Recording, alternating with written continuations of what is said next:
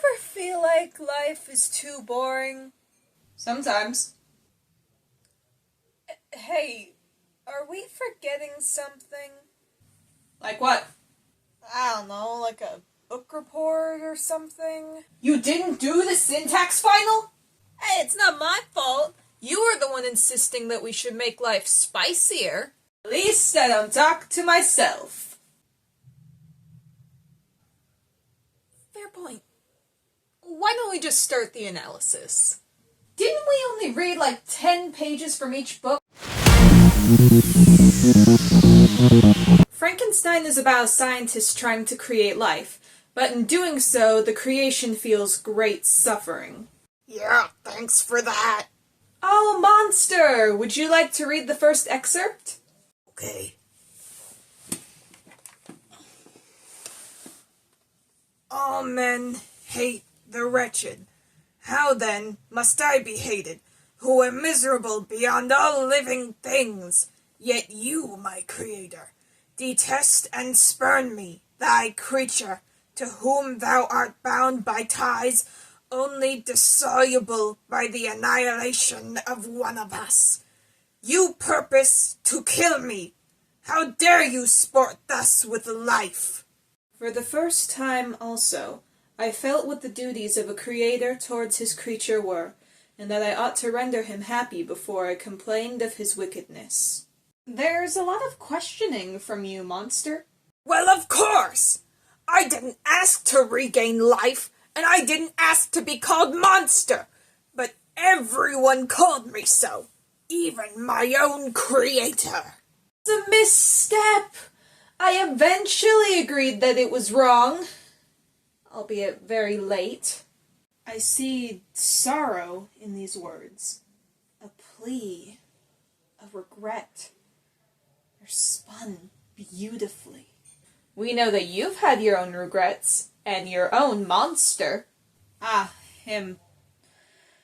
Well, I might as well reflect on my own past, seeing as we're all doing it.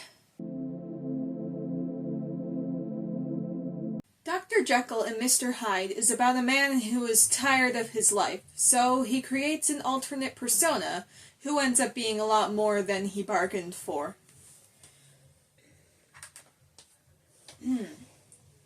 I not only recognized my natural body for the mere aura and engulfance of certain of the powers that made up my spirit, but managed to compound a drug by which these powers should be dethroned from their supremacy, and a second form and countenance substituted, nonetheless natural to me, because they were the expression and bore the stamp of lower elements in my soul. Before you begin the next one, I feel it's more fitting if someone else reads it. Fine.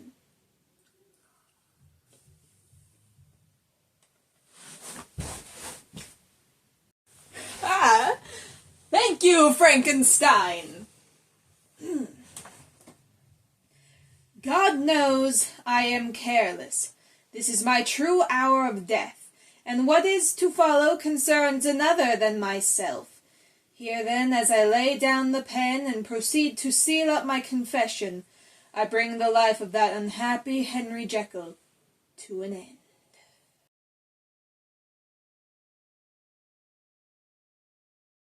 I would hope not. I believe that I was a release for that miserable man. Sure, it would be sad to see us go. What's the point in life if we just stay stagnant? Why write a letter, though?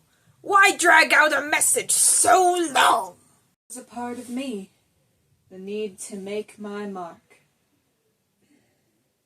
It's tragic, sure, but I helped him get what he wanted, even if he resented me for it. We have something in common. We didn't appreciate our life for what it was, and when we messed with it, we paid the price. True, I did hurt a lot of people. Dr. Jekyll said that would probably be best if he didn't mess with life in the first place. I don't get it. How did you get this meaning from what we said? Syntax, my dear monster. Using the way that the words were put on the page, we can figure out what the author meant. but the way some people talk is so confusing. I know. But syntax is important because it communicates the voice of the person speaking. Plus, it makes reading so much more entertaining. Thanks for talking with us. It was entertaining for a bit to finally talk about something intellectual. Speak for yourself. I should go. Some well-dressed man wants to talk with me, and I have other errands to run, of course. Good day! Good day!